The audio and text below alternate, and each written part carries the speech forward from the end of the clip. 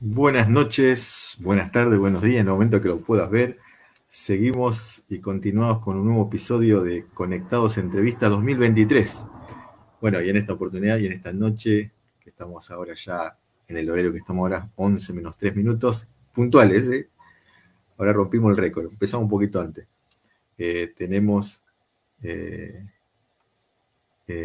a Gustavo Sánchez, que va a estar con nosotros esta noche compartiendo, así que le damos la bienvenida a Gustavo y vamos a abrir los micrófonos para poder estar con él.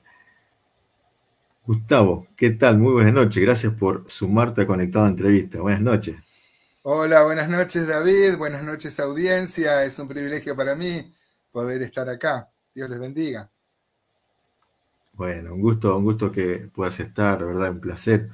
Gracias por dedicar un tiempito a esto que es Conectados a Entrevista y poder sumarte también vos. Así que, bueno, yo sé que algunos te conocen a través de las redes, a través de grupos de WhatsApp, a través de grupos de Zoom, y otros no te conocen, así que vamos a presentarlo. Yo sé que dónde estás viviendo ahora, por ahí sí, presentate vos, cómo te llamás, dónde estás viviendo ahora, el nombre de la iglesia donde te congregás hoy por hoy. Bueno, mi nombre es Gustavo Sánchez, soy anciano misionero de la iglesia en barrio Parque Casa, Iglesia Cristiana Evangélica en Parque Casas en Rosario. Tengo 60 años, soy viudo, hace 2 años se adelantó mi esposa y pasó a la presencia del Señor. Con ella tuvimos 2 hijos preciosos, tenemos 2 hijos y 5 nietos. Gracias a Dios. Todos sirviendo al Señor, gracias a Dios también por su gracia y su misericordia. Y comenta, ¿en qué iglesia de Parque Casa? ¿Cuál es la dirección de Parque Casas? Bueno, el local de la iglesia queda en la calle Machaín, 2777, Bien, y si en alguno, barrio Parque Casas. Parque Casa, si alguno se quiere acercar a esa zona. Así que Sí, Gustavo, tenemos contanos reuniones. también cuáles son tus hobbies, qué te gusta hacer, cuál es tu comida preferida también, contanos un poco. No sé, mi comida preferida es el asado. No hay El nada que eso, asado, pero bien. me gusta todo, menos la cebolla cruda, todo. Pero prefiero el asado, sí, el asado argentino, no hay con qué darle. Este, Vivo en Rosario, dije, tengo 60 años. Eh, no sé qué más ¿Y tus me hobbies? preguntaste. Me gusta leer, me gusta estudiar de la palabra, me gusta, este, no sé, apreciar el arte, me gusta mucho el arte también. Después de la Biblia, ¿cuál es tu libro preferido? Mi libro preferido, mi autor preferido es Cortázar, Cor- Borges, Título del libro que más te gusta de Cortázar, a vos. Rayuela, 62 modelos para armar, la cosmopista de los autonautas, el Cortázar del exilio, ¿no? Que te gusta leer. Autor difícil de leer que te costó mucho, te Borges. Borges, ¿verdad? Sí, yo tengo el Aleph, lo he leído, pero la verdad que me cuesta un poco. Bien. Libro que hable cristiano, que hable de las cosas de Dios, que a vos o autor, que te apasiona y que te gusta cómo escribe y aprendiste mucho de ellos. Hay uno que me gusta mucho que es Gino Francesco, ¿Mm? falleció, era un colombiano. Ajá. Tuvimos oportunidad de conocerlo personalmente. Me gusta Glenio Fonseca Paranaguá. Y después los clásicos, que es Samuel Pérez Millos. Bien, bien, bien, bien. Contanos, Gustavo, también un poco, ¿cómo vos conociste al Señor? ¿Cuál fue tu experiencia personal en cuanto al conocimiento? ¿Cuándo fue? ¿Cómo Bueno, fue que yo conocí al conociste? Señor después de los 20 años y después de estar casado y con una hija y después de haber hecho unas cuantas macanas en la vida. La gracia del Señor ha sido muy grande sobre mi vida. Hoy justamente tuvimos una reunión casera y yo le comentaba a los hermanos, cantamos esa antigua canción, hacía mucho que no la cantábamos, que decía, ¿qué sería de mí si no me hubieras alcanzado? Y verdaderamente si uno hace un raconto, hace un paneo de lo que fue mi vida, uno encuentra que si la gracia de Dios no se hubiera cruzado en nuestro camino, ya casado, ya había hecho muchas macanas, pero con alguna experiencia con las drogas también. Pero bueno, el Señor me dio una nueva perspectiva de la vida. Yo, por ejemplo, militaba en un partido político, creía que cambiando el sistema iba a cambiar el hombre. El Señor me confrontó con mi realidad, con la realidad espiritual de cada uno de nosotros y bueno, y Él me mostró que lo que tiene que cambiar es el hombre. Un graffiti, yo no era creyente, no era salvo, sin embargo, un graffiti, yo siendo inconverso vi y me impresionó. Ese graffiti decía, el hombre puede cambiar el mundo, solo Cristo puede cambiar al hombre. Wow, y Dios empezó a trabajar un montón de cosas en mi vida. Después vi otro graffiti que decía, la mayor historia de amor jamás contada es la siguiente, que el hombre, siendo hombre, no se conformó con ser hombre, quiso ser Dios, y Dios, siendo Dios, se hizo hombre para salvarlo. Mirá, Dios me iba hablando con los grafitis, siendo inconverso. Y bueno, y después me predicaron, me hablaron de Cristo, y bueno, todo fue obra de Él. Él se cruzó en mi camino, Él me llamó por su gracia, por su misericordia. Primero acepté yo al Señor, luego mi esposa era católica, era catequista.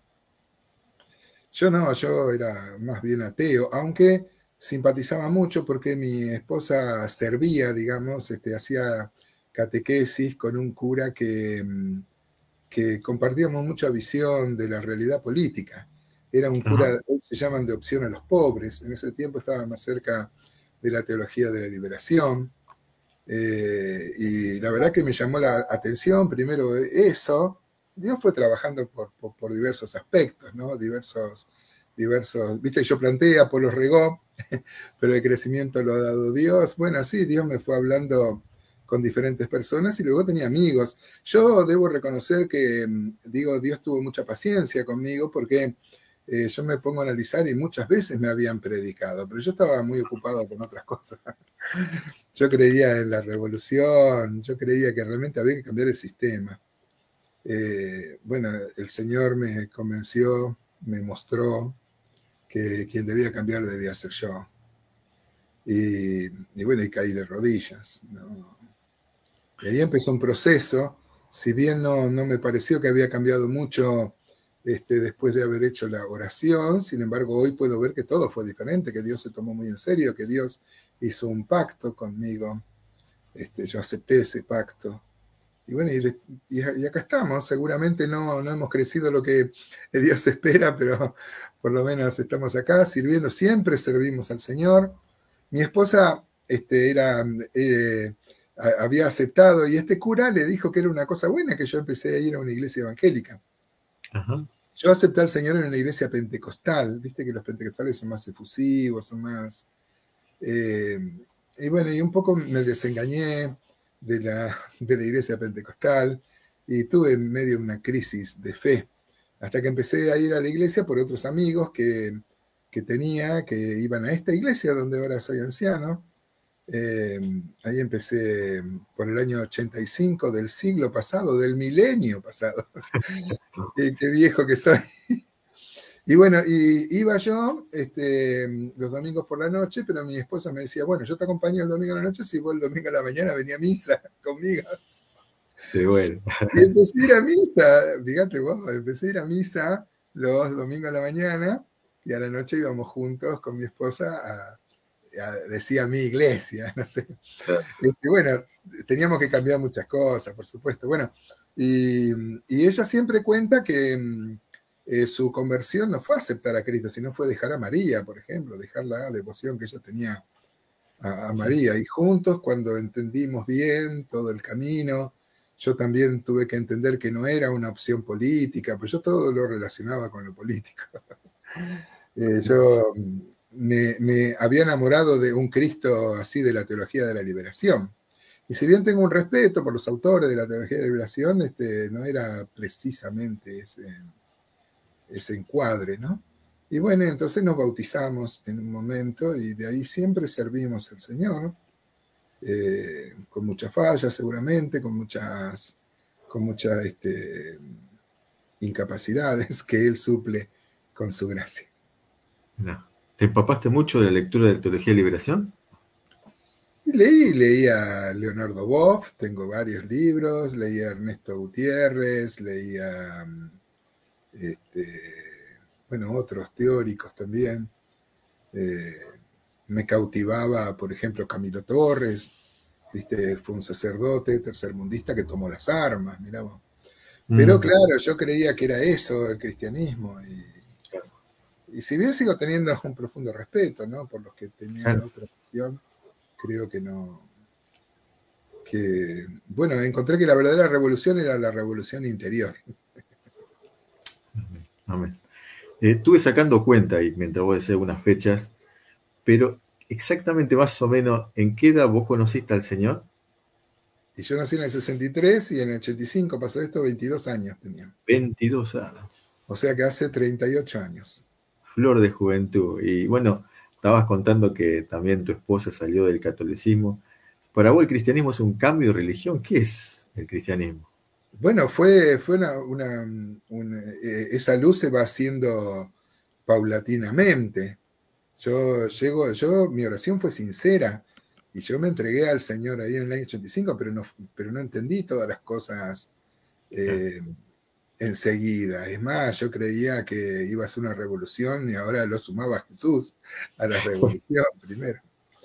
Y, y bueno, pero el Señor me tuvo mucha paciencia y me ha puesto hermanos que me tuvieron paciencia. Algunos no, algunos perdían la paciencia. Digo que, Pero bueno, y fui creciendo y el Señor fue trabajando en el corazón. ¿Viste como el ciego que sanó el Señor, que primero veía a las personas como árboles? Dice, no es que vi enseguida tuve la visión completa. Y bueno, y hasta ahora uno va entendiendo más cosas a medida que va caminando con el Señor, día tras día. todo un proceso, ¿no, Gustavo? Eh, También nos contaste de tu esposa. Bueno, ella también salió de la religión. Pero contanos, ¿cómo conociste a tu esposa? ¿Cómo ella llegó a ser tu esposa? Bueno, ella vino a trabajar a casa y porque ella estaba con un juez, tenía una familia muy disfuncional, como la mía también. Mm. Pero bueno, nos conocimos y fuimos muy amigos, muy hermanos. eh, y bueno, y después nos enamoramos. Y yo tuve la gracia, porque si bien yo nunca oré por ella, porque yo no era creyente, yo veo que Dios fue armando y bueno, y estuve 40 años con ella. Wow, wow, wow. 40 años bajo la influencia, ella era una mujer muy piadosa, muy activa en la obra. Yo la extraño mucho realmente. Yo acepté la voluntad de Dios totalmente. Yo le dije al Señor, Jehová Dios, Jehová quitó, bendito sea el nombre de Jehová. Pero la verdad que extraño muchos aspectos de la vida.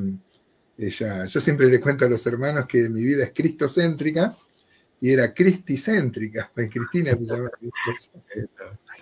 Acá tengo vos sabés que es muy, no se va a ver, dice Cristina ahí.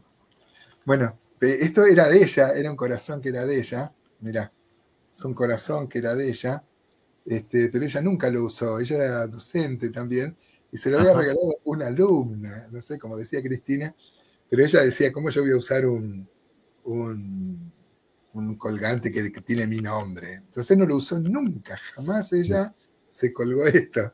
Y cuando ella faltó, me lo colgué yo. Está siempre conmigo porque recuerdo, ¿no? Su persona, fue una mujer muy activa, bueno, creció mucho en los caminos del Señor, tomaba la palabra entre mujeres, era el líder de mujeres, trabajó en todos los ministerios. Bueno, juntos trabajamos en los ministerios, fundamos iglesias. Hoy mi hijo es líder de alabanza de una de las iglesias que fundamos, estuvimos desde el comienzo, que es General Baigorria, después también empezamos otra iglesia que se llamaba La Esperanza. Y, y mi hija está en San Miguel del Monte, en Buenos Aires. Ujú. Nos contaste que estás como anciano misionero. Eh, Salir a la obra, ¿tuvo un costo para vos? ¿Tuvo un precio que Sí, fue pagar? terrible. Contame. David y a hermanos que estén escuchando esto, yo me encantaría decirles que recibí un llamado y dije en el nombre del Señor, dejo mi trabajo y me aboco totalmente a la obra del Señor, en el nombre de Jesús, amén. Me encantaría contarte eso, pero no fue así. Ujú. Yo tenía mucho miedo, contribuyó mucho, yo trabajaba en una fábrica, o sea, yo era un siervo a tiempo completo, nada más que trabajaba en una fábrica. Y en los 90 estaba muy mal el país y la producción fabril de manera especial, ¿no? Entonces trabajábamos 2 días por semana nomás. Primero me lo pagaban todo y era una buena cosa, porque trabajaba 2 días y empecé a salir a la obra. Ah, Fundamos con unos hermanos una iglesia en Venado Tuerto, por ejemplo. Abrimos en una casa ahí. Y bueno, y yo empecé a ver eso, las necesidades de la obra, empecé a visitar bueno, empecé a visitar San Nicolás también, Córdoba, algunos lugares, y claro, tenía esta disponibilidad en el trabajo, pero eso que me lo pagaban fue poco tiempo. mm, Después me pagaban el 50%, después el 20%, después nada, y seguía trabajando 2 días por semana. Yo con eso tenía una mutual, tenía mis hijos todavía estudiando, el peso que uno tiene, porque el debate es de qué voy a vivir. Algunos hermanos me decían que iban a venir los cuervos, como le dijeron a Nicolás Dor. Guillermo Paine le dijo a Nicolás Dor, los cuervos vendrán, vendrán. Y bueno, y era un salto de fe. Al final llegó el año 2001, te acordás que fue una gran crisis. sí, sí, sí. Pero la fábrica donde yo trabajaba quedó en pie, así, trabajando pocos días. Y ahora de repente había mucho trabajo porque hubo una reactivación y, y en realidad todas las otras fábricas se habían fundido, así que de repente había mucho trabajo, había que trabajar todos los días y hacer unas extras, habían comprado máquinas, mi patrón consiguió inversores, y bueno, y yo no podía, yo estaba muy comprometido, yo iba y me pasaba semanas, iba a Bolivia, iba a Jujuy, me invitaban, los hermanos creían que podía enseñarles algo y entonces me invitaban y entonces yo tenía que tener una disponibilidad, no podía volver al trabajo y esto era muy difícil explicarlo porque justamente nadie tenía trabajo y a mí me ofrecían trabajar de más. Y vos sabés que esta empresa donde yo trabajaba se transformó en una sociedad anónima, era una empresa familiar, yo tenía mucha relación con el patrón, pero Ujú. ahora el patrón tomó inversores para esta nueva etapa. Y entre los inversores había un compañero mío en el trabajo que tenía un torno y lo vendió para poner ese dinero. Es como pasó de ser de compañero mío a patrón, porque era uno de los y era el que más me fustigaba burlándose de mi fe. Ajá. Entonces, ahora era mi patrón. Y bueno, entonces me convocaron ahí en el 2002 diciendo que me decida, que ya no podía seguir trabajando 2 días por semana, porque me habían dejado en un tiempo seguir trabajando 2 días por semana. Yo cobraba por esos 2 días nomás, pero tenía como un trabajito seguro, algún ingreso, un mínimo, y lo otro el señor proveía con ofrendas, o hacía otros trabajos. Yo, bueno, la cuestión es que me dijeron que me decida que me tenía que volver a trabajar todos los días y trabajar. Entonces es difícil explicarlo esto y seguramente muchos de los que escuchan este testimonio van a decir, pero ¿cómo? Le ofrecían trabajo y despreció el trabajo. Es que Mm. yo sentía que Dios me estaba llamando a otra cosa.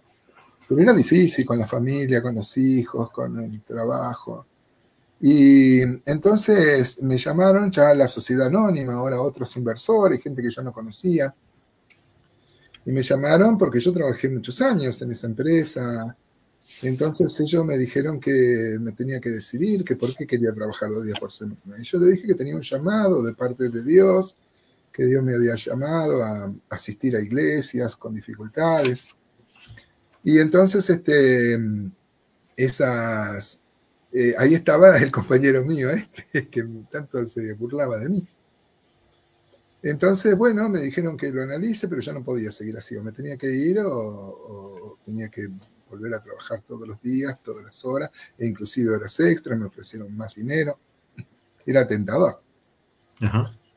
Bueno, al otro día estoy trabajando con que ahora antes era mi compañero, ahora es mi patrón, el que más se burlaba de mí. Y él me decía, vos dijiste que Dios te llamó, Dios te habla, vos, me dijo. Entonces se quería burlar de mí. Entonces yo le dije, no es que escuché la voz, pero es la convicción profunda de que uno tiene de que Dios lo ha llamado. Y él me dijo, convicción profunda, yo no creo en Dios, me dice, pero supongo que si Dios te llama no te va a dejar pagando, me dijo. Vos sabés, David, era la burra de Balaam hablándome. Yo tenía una herramienta, una llave prusiana, y se me cayó al suelo porque me quedé helado. Ese día me volví caminando de la fábrica, me vine sin bañarme, hay hermanos que me han visto ese día caminando, y yo parecía perdido, la verdad que no sabía ni explicar qué me pasaba. Y era que Dios me estaba llamando, no sé. Cuando llegué, mi esposa me dijo, ¿qué te pasa? Y no sabía ni siquiera explicar qué me pasa, porque no, es muy difícil explicar esto. Y Sí. bueno, entonces ella me dijo, lo que vos decidas estará bien, yo te secundo. Y bueno, al otro día fui, llevé una Biblia para cada uno y le dije que Dios me iba a sostener, que renunciaba al trabajo.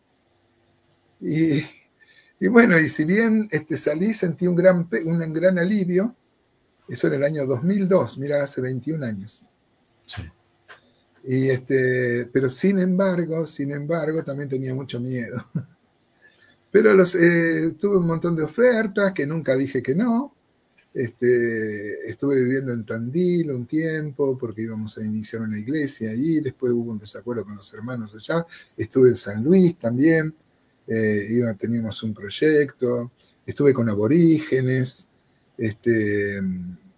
y bueno, y así me pasé unos cuantos años sirviendo al Señor, hacía giras, me iba como un mes de casa, y el Señor me proveía para dejar en casa y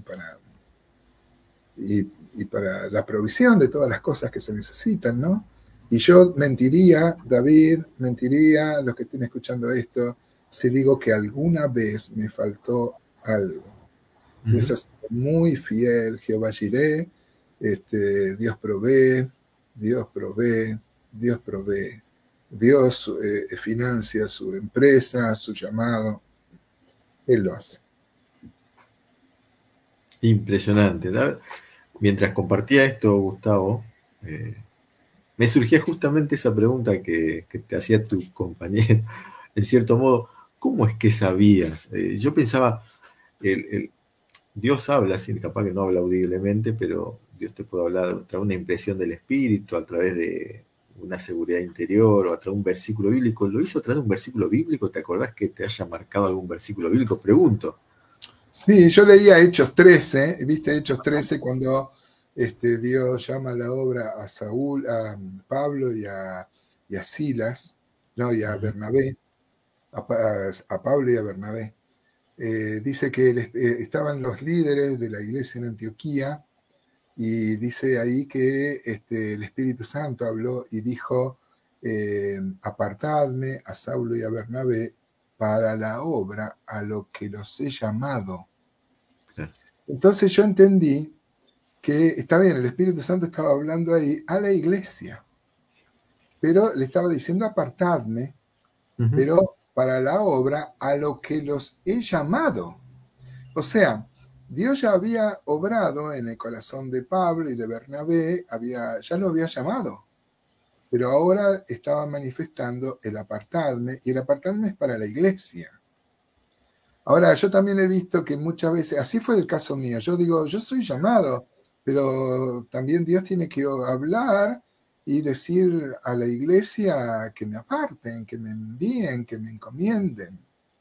Y ahora que yo soy anciano entiendo también, los hermanos tenían seguramente miedo, temores. Después nosotros nos tocó encomendar un matrimonio a la obra misionera y teníamos temores de no poder sostenerlos, de no poder, qué sé yo, son temores muy humanos. Dios siempre ha sido fiel y Él multiplica todas las cosas. Y hay un drama en las iglesias donde hay algunos que son apartados para la obra misionera, pero no fueron llamados, y hay quienes son llamados y no son apartados. No sé si me entienden, Wow.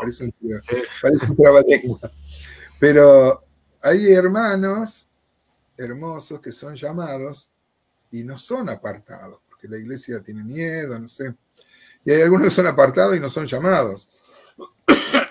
Y bueno, yo entendí que entonces había dos procesos. Uno era el proceso del llamado, de donde Dios habla, Dios pone primero una inquietud, luego hay que consultar con otros hermanos. Me acuerdo que hubo hermanos que oraron por mí, me aconsejaron. Por ejemplo, el hermano Jaime Barnett, él me dijo, y no me voy a olvidar más de las cosas, él me dijo, primero hay que estar cerca. Dios no habla a los gritos. Hay que estar muy cerca de Él, hay que intensificar la comunión con Él, hay que estar cerca. Hay que estar dispuesto, porque la obra no es como uno se la piensa, que es una donde te invitan a predicar, vos vas, tiene mucho desgaste en la obra, hay muchos sacrificios en la obra, pero hay que estar dispuesto por amor al Señor. Hay que estar informado, hermano, hay que estar informado de la obra, de cómo funciona la obra en otros lados, de los lugares donde hace falta, iniciar algún testimonio, y hay que estar ocupado. Nunca Dios llama a los desocupados. O sea, hay que estar dispuesto, hay que estar, cerca, hay que estar dispuesto, hay que estar informado y hay que estar ocupado. Y eso me sirvió mucho, entre otros consejos. Yo no dejaba al misionero que pase cerca de mí sin preguntarle cómo funciona la obra, cómo funciona el llamado. Le pregunté a todos los que estuve cerca y todos me decían más o menos lo mismo, que había que orar, que Dios da la confirmación.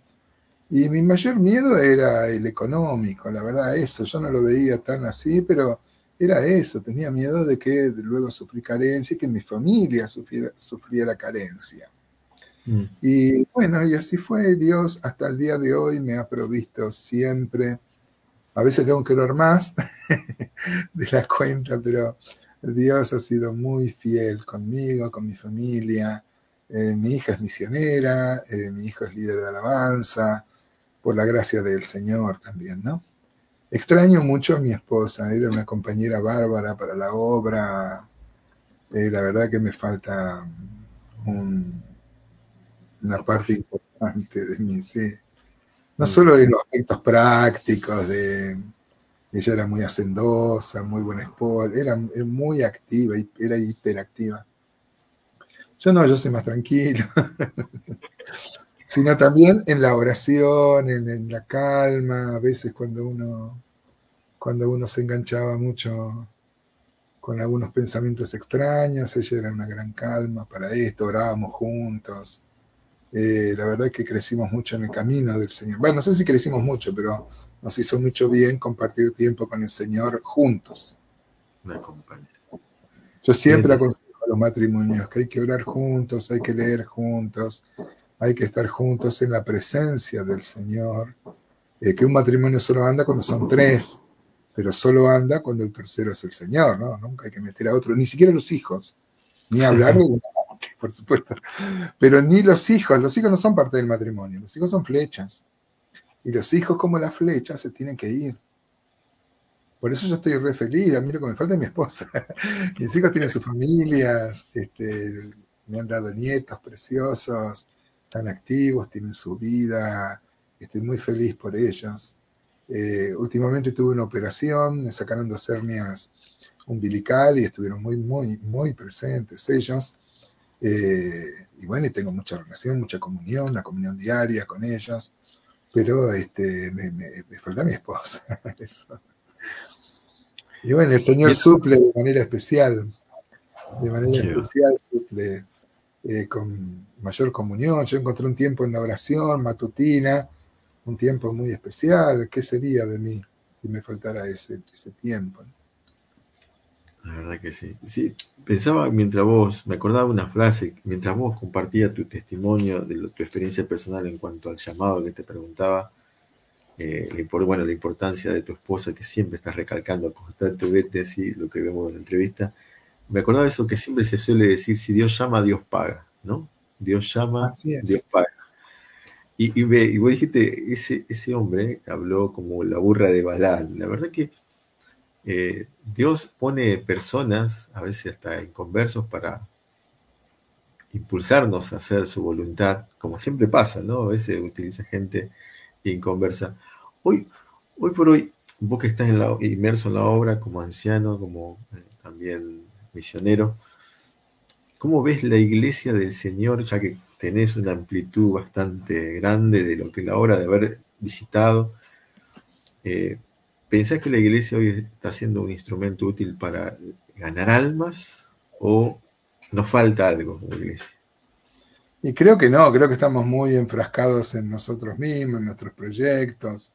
Creo que la iglesia ha perdido mucho de la pasión misionera, la pasión evangelística que tenía el movimiento de los hermanos, por ejemplo, en sus primeros años.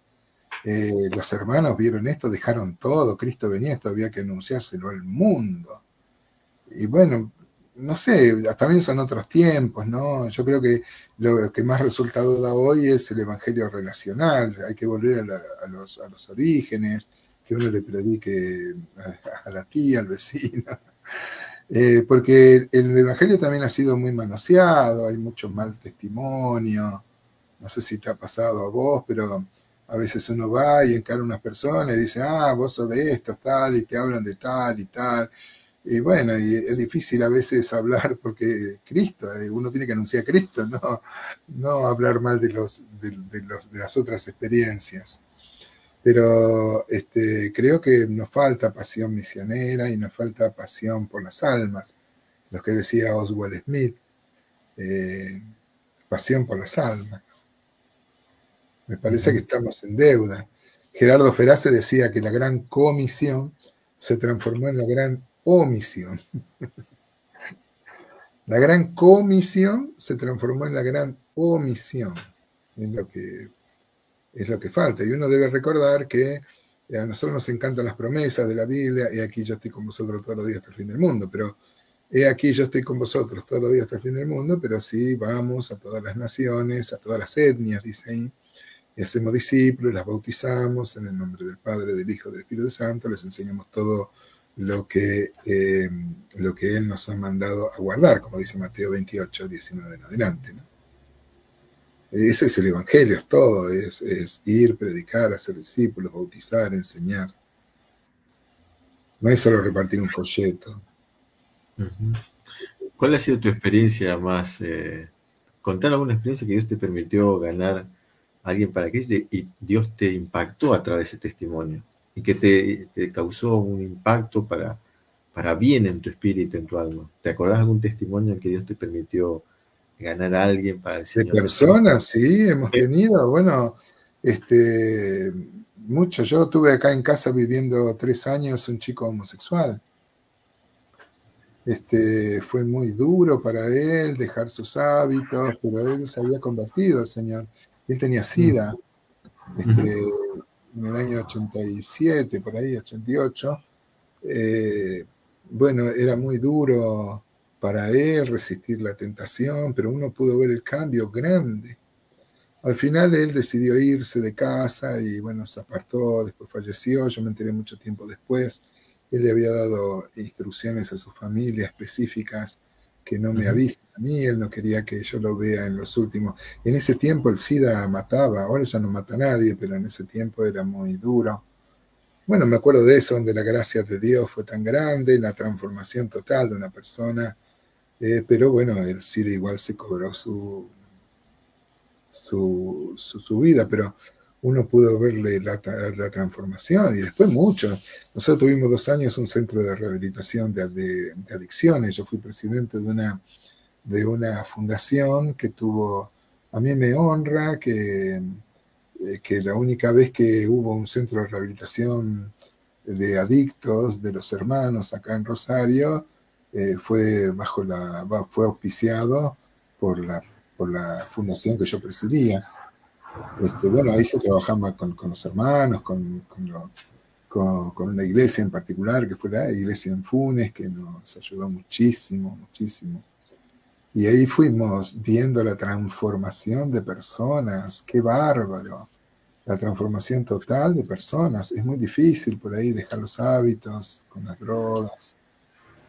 Y bueno, pero hemos visto, recuerdo un tal Gustavo, se llamaba como yo. Bueno, vimos la transformación. Era el gadareno, te puedo asegurar. Llegó muy mal, llegó muy sucio, estaba tirado en la calle, lo habían encontrado unos hermanos y lo trajeron. Nosotros le dimos la posibilidad de que se bañe, le dimos ropa limpia. Y bueno, y Dios empezó un trabajo en él que lo transformó por completo. Impresionante. Contanos, viste que uno sabe por el testimonio de otro cómo es el devocional de una persona o la vida de devoción con Dios. Por ejemplo, me acuerdo que una vez escuché de Billy Graham que se dedicaba a él a escuchar, por ejemplo, leía 5 salmos por día y un proverbio por día. ¿Cómo es tu vida devocional, por ejemplo? Como ahora. Bueno, yo hago, yo sigo libros, trato de abarcar pocos versículos, pero tratar de meditar en ellos. Viste que el devocional tiene 3 grandes pasos. Eso es fácil de recordar: la observación, la interpretación y la aplicación. Observación, nos preguntamos qué dice el pasaje. Ahí tratamos de ver qué dice el pasaje verdaderamente, buscamos si hay alguna palabra difícil. Y pasamos al segundo estadio, que es la interpretación. ¿Qué quiere decir el pasaje? Porque no siempre el pasaje quiere decir lo que dice. Me explico. Por ejemplo, uno lee el pasaje donde el Señor dice que el que no aborrece a su padre y a su madre no es digno de mí. Bueno, uno se pregunta, ¿qué dice el pasaje? Bueno, el que no aborrece a su padre. Uno busca la palabra aborrecer y realmente es tratar a los padres de manera muy, muy dura, ¿no? Entonces, en la segunda instancia, ¿qué quiere decir el pasaje? Uno se da cuenta que no es eso, investiga un poquito más, bueno, y se da cuenta que en realidad es menospreciar, o sea, en el sentido de apreciar menos. O sea, que uno tiene que amar más al Señor más que a los padres, eso es lo que está diciendo. Y de nada vale la primera y la segunda instancia sin la tercera, que es la aplicación. Dios no quiere un conocimiento intelectual, sino que eso lo podamos aplicar a la vida. Entonces ahí nos preguntamos, ¿qué me dice este pasaje a mí? O sea, observación, ¿qué dice el pasaje? Interpretación, ¿qué quiere decir el pasaje? Y aplicación, ¿qué me dice este pasaje a mí? Por eso yo trato de usar, con eso hago unos audios también todos los días, ya hace más de 7 años. No es que empezamos con la pandemia, lo hacíamos de antes.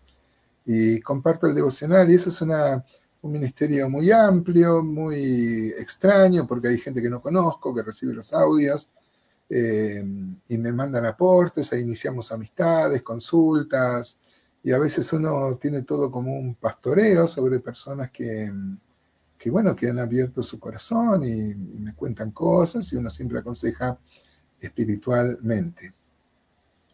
Y bueno, eso, mis audios son compartir el devocional, nomás que hago todos los días. ¿Solés levantarte temprano, Gustavo? Sí, viste que no sé si es cosa de viejo. Yo me despierto todos los días a las 5 de la mañana. Bueno, tuvo mucho que ver los años de fábrica que tenía. Entonces, cuando dejé la fábrica, seguí con la costumbre de levantarme temprano. Yo me levanto muy temprano. Me gusta mucho ese tiempo de quietud antes de las actividades diarias, ese tiempo de reflexión, de oración. Yo me levanto todos los días a las 5 de la mañana. ¿Tenés un momento después de descansar en la tarde o le das la hora? Después de comer tengo un sueño bárbaro. Y lo que nunca es, duermo siesta, porque durante años nunca dormí siesta. En los campamentos me invitaban, pues yo no dormía siesta. Ahora se me ha vuelto. Bueno, tengo otra fisiología también. El cuerpo te pasa factura, entonces necesito. Porque no es que me acuesto temprano, porque hay gente que se levanta a las 5 de la mañana, pero se acuesta a las 7 de la tarde. No, yo nunca me acuesto antes de las 12, 1, inclusive más. y me levanté a las 5. Y el cuerpo ya está reloj, se levanta. Sí, sí, yo no pongo el despertador. Qué va. Me- Ya está. Ciclo biológico ahí. sí, me despierto. Me han dicho que es cosa de viejos. Aparte ayuda mucho la próstata. Qué bárbaro, Gustavo. Entonces los audios los mando a las 5 de la mañana. Y yo les digo siempre que me silencien porque aprovecho, porque en ese horario el internet anda mucho mejor también. Son muchísimos los que reciben los audios. Tengo muchas listas y entonces necesito un buen internet y esa hora anda mucho mejor. A veces si yo los puedo, si lo tengo que mandar más tarde, a las 7 8 de la mañana, le cuesta mucho más el Claro, mandarse. qué Es por bueno, la banda qué ancha. buena técnica. Aparte tengo dos radios, hay una radio en Pozo del Tigre, Ajá.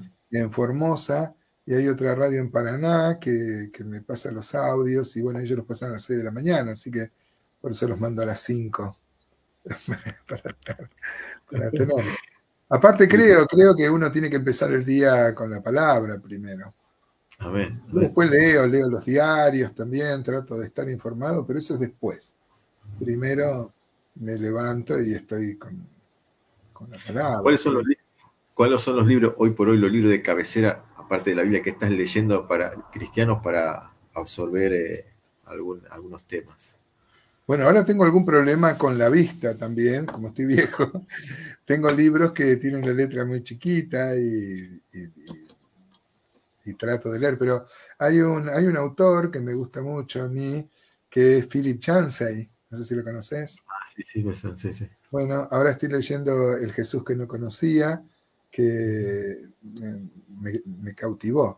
Después Glenio Fonseca tiene un libro que se llama Cruz Credo. Bueno, tiene un montón de libros. Tiene La tumba de Adán, libros que me han enriquecido mucho. Son los que estuve leyendo hace un tiempo. Y también leo mucho en la compu, porque en la compu uno puede agrandar la letra. Yo soy un hombre gutenbergiano, soy un hombre de los libros, me gusta leer a papel, me gusta leer a la librería. Soy un hombre moderno, no soy un hombre postmoderno, ¿no? Pero yo me di cuenta que en la compu se puede agrandar la letra y eso es una. Aparte, en la compu vos podés poner, yo tengo un programa que se llama el Balabolca, donde vos copiás una porción grande y lo ponés y te lo lees con signos de puntuación y todo. Podés elegir las voces de hombre, de mujer, una voz latina. Es maravilloso, la verdad que. Con A lo voz de mejor locutor. nos debemos un debate. No, las voces de los locutores tienen también el Balabolca, podés poner voces de locutores, pero hay que pagarlas. Ah, Pero ya gratis tiene un par de hombres y un par de mujeres que lo leen muy bien.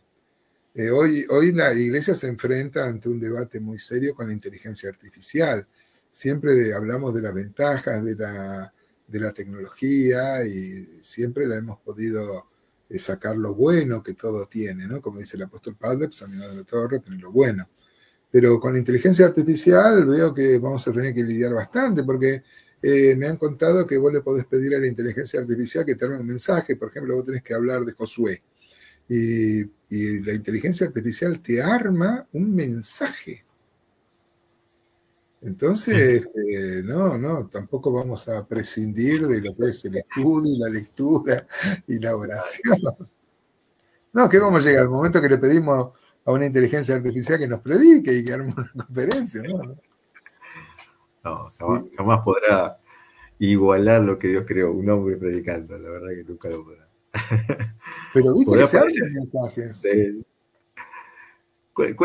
En la Biblia vos, ¿cuáles son tus temas que te apasionan hablar? Por ejemplo, si vos hablas 3 temas, estos temas yo los plantearía siempre. ¿Cuáles son para vos?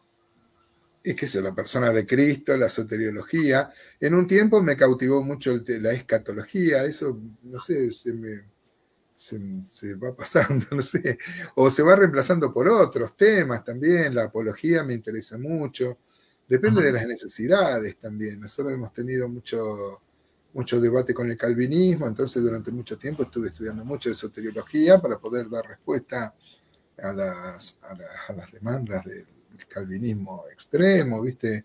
Hemos tenido muchos problemas, yo no quisiera criticar, no es así, los mejores teólogos son calvinistas, pero nosotros hemos tenido muchos problemas ha sido de poca bendición. No sé cómo ha sido tu experiencia allá o la experiencia de los oyentes de estos programas, pero en muchos lados ha habido mucho lío con el calvinismo. Sí, sí, sí. Entonces, en ese tiempo hemos estudiado, como antes estudié mucho el tema de los dones, porque también hemos tenido mucho lío con los carismáticos. Va lío, se me entiende, amamos a los calvinistas, amamos a los carismáticos, pero a veces uno tiene que estudiar un poco más, entonces se aboca a esos temas. A veces, lamentablemente, los temas más urgentes no son los más importantes. ¿Cuántas veces tenemos que estudiar la relación, por ejemplo, que tiene nuestra fe con la cultura? Porque tenemos que tomar decisiones acerca de cosas, de doctrinas. Pero claro, a mí me gustaría profundizar sobre otros temas, pero tengo que hacer eso por mi ministerio pastoral. Después me interesa mucho también estudiar sobre la tecnología, porque tenemos desafíos éticos también con la bioética, ¿no? Hoy hay métodos médicos, por ejemplo, que, no sé, nos tenemos que hacer un debate acerca de si está bien o está mal, de acuerdo con la palabra, ¿no? Cosas que no conoció el apóstol Pablo, y bueno, y si bien hay principios bíblicos, nos tenemos que sentar, ver, y para tener alguna opinión al respecto, saber. Bien, justamente te quería preguntar sobre eso, Gustavo. ¿Cuáles pensás que son los temas actuales que hoy la Iglesia debería investigar? Y bueno, vos planteaste algunos recién. Bueno, me parece, el Internet, lejos de nosotros conquistar el Internet nos conquistó a nosotros. Y el Internet tiene muchas cosas buenísimas, buenísimas, pero también hay mucho peligro. Hoy hay muchos jóvenes que están muy... jóvenes y mayores también, ¿no? No quiero cargar las tintas sobre los jóvenes, pero la pornografía está muy al alcance. Yo fui adolescente y era mucho más difícil conseguir material pornográfico. Yo no era creyente, bueno, pero hoy hay muy accesible y se necesita, como decía Job, en especial los varones, Job 31 decía, hice un pacto con mis ojos. Y uno tiene saturación. yo estoy mucho tiempo en internet y yo hice un pacto con mis ojos, yo no miro, pero uno que tiene que tomar la decisión y ponerse firme porque Satanás trabaja mucho en ese ámbito. Entonces, veo que en Internet, que es una bendición, yo no voy a decir que no hay que meterse en Internet o algo así, porque aparte sería quedar afuera del mundo, pero tenemos que educar a las personas. Después tenemos que seguir enseñando acerca de cosas que tienen que ver con la familia. Hoy vivimos muchos conflictos al interior de las familias. Y el Señor, por supuesto, que tiene respuestas.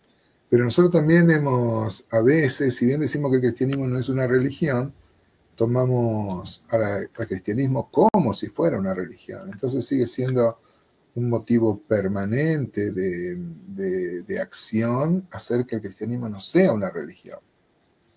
A veces, en especial en las iglesias como las nuestras, que son iglesias antiguas, hay hermanos que han sido formados de una forma e interpretan que eso, hay cosas que ellos creen que están mal y no sé si están tan mal. Tenemos que ver bien qué es lo que la Biblia dice y no la tradición o la religión. Esto abriría el debate, sería mucho más amplio. Estoy haciendo un sionismo, ¿no? Pero estos temas son muy importantes. La santidad, como siempre, la familia. Hoy la familia, ¿qué ha quedado de la familia, David? ¿Qué ha quedado del mundo, digamos? ¿Qué ha quedado de la familia? Solo el cristianismo defiende el modelo de familia. Pero aún adentro de los cristianos hay diferentes interpretaciones y es una verdadera lucha. Tenemos que ver qué vamos a hacer con los homosexuales porque necesitan al Señor también y hay mucha homofobia dentro de la iglesia. Y bueno, hay que trabajar en eso también. Yo conocí un ministerio que se llama Éxodo, Camino de Salida, Ajá. Que es un ministerio de homosexuales que han dejado de ser homosexuales, son cristianos que se han convertido. Entonces, ellos siempre dicen, ellos no trabajan con homosexuales, ellos trabajan con la iglesia para que la iglesia trabaje con homosexuales. Porque lo que la iglesia quiere es que haya un grupo que se encargue de eso. Y no debe ser así, tenemos que tener una mirada evangélica, ¿no? Una mirada evangelística hacia personas que, bueno, han tomado otras decisiones. Y bueno, porque un homosexual se va al infierno, claro que sí. Pero no se va porque es homosexual, sino porque no tiene a Cristo.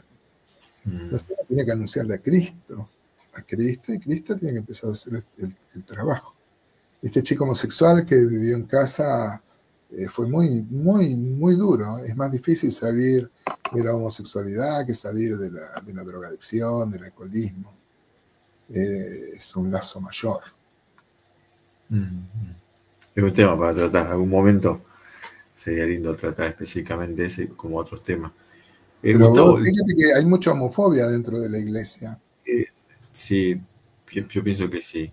Ser No puede. cristocéntrico, biblicista y mostrar el carácter de Cristo hacia la gente de diferentes lugares, movimientos, es complicado, porque no todos están preparados para alcanzarlo, ¿no? Por eso, como decías vos, capaz que tiene que haber un grupo de hermanos dedicados a la iglesia, movilizándose en ese aspecto, pues no todos están preparados interiormente, mentalmente o con la escritura como para tratar esos temas. Es que O vivimos buscar. también en una sociedad, como dice Bauman, una sociedad líquida, ¿no? Donde todo es una cosa líquida, porque un homosexual es alguien que ya se ha definido y tiene, por ejemplo, un hombre que le gustan los hombres. Pero eso ya dejó de ser, porque la posmodernidad no acepta definiciones así. Entonces hoy es muy común que gente que tenga relaciones con hombres también lo tenga con mujeres, y se habla de bisexualidad, también hay una fuerte corriente en el mundo de gente que no tiene relaciones sexuales. Así que, bueno, tenemos que prepararnos en todos esos temas, porque esa gente necesita a Cristo, hermano.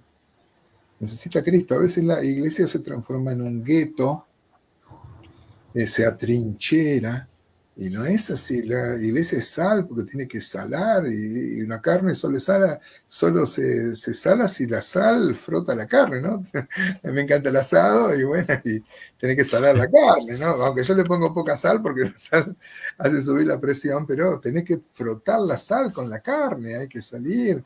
La iglesia no es un salero que tiene a gente santa, tiene que salir y mostrar el amor de Cristo. Y esto es lo más difícil. Creo que es un desafío muy grande que la iglesia tiene.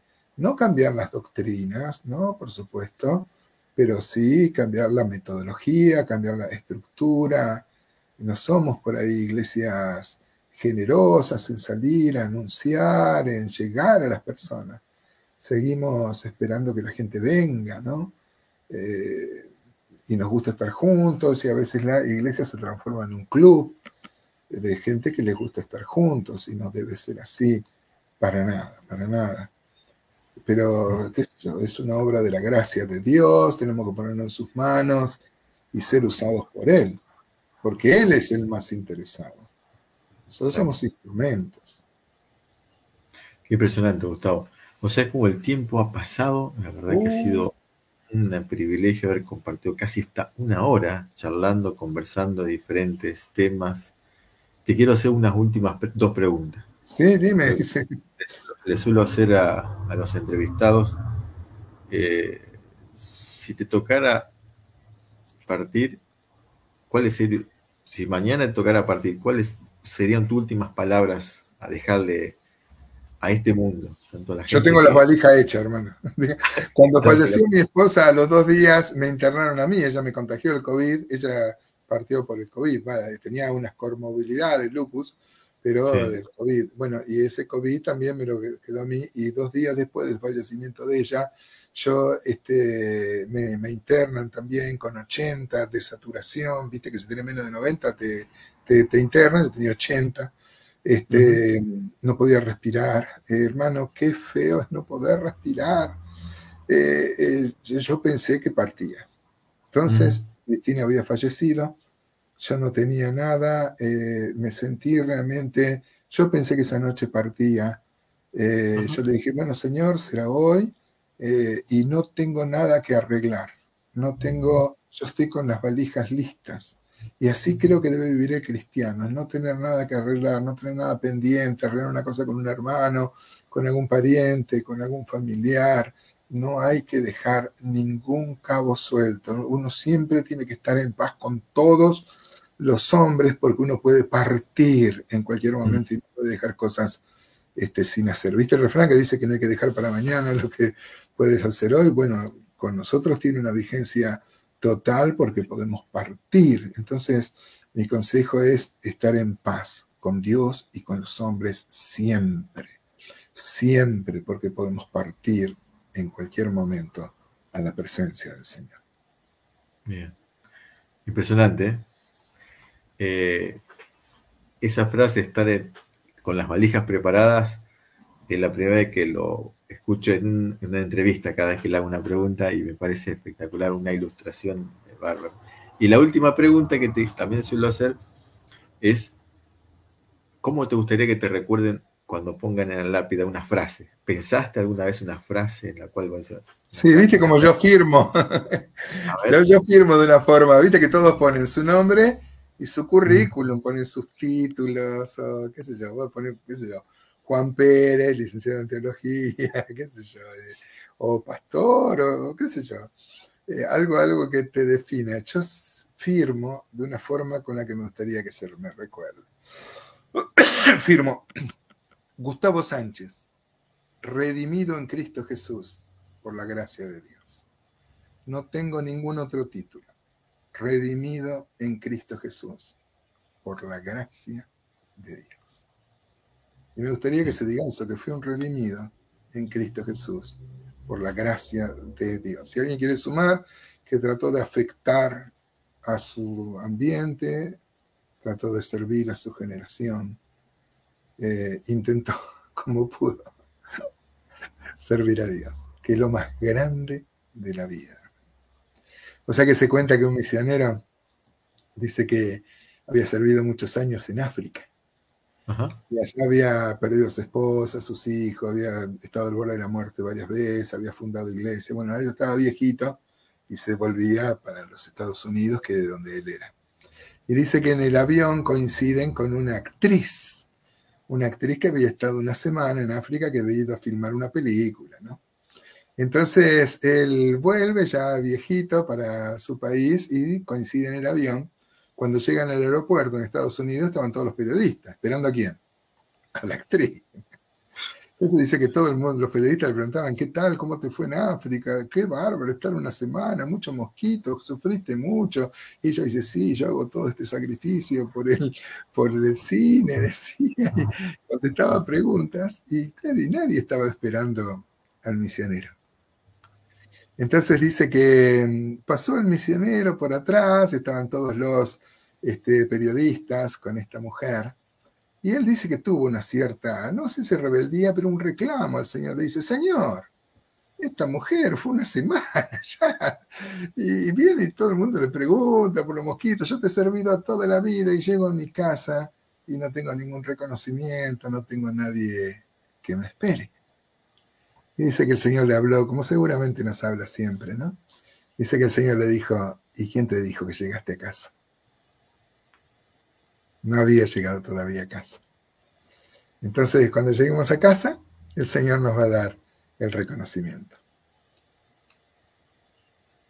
Terminamos magistralmente, Gustavo. Gracias por compartirnos parte de tu historia, parte de lo que hay en tu corazón en cuanto a la obra, parte de tu testimonio, parte de tu ser amado también, que hoy está en casa.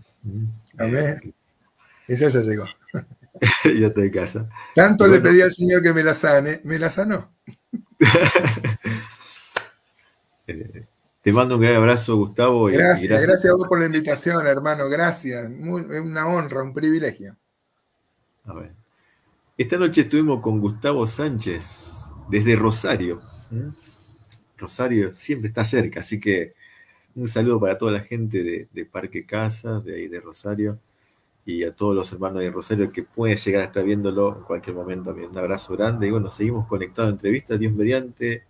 Hasta la próxima. Un abrazo grande, muchísimas bendiciones. Buenas noches, buenos días, buenas Gracias. tardes, espero que lo pueda ver. Chau, chau.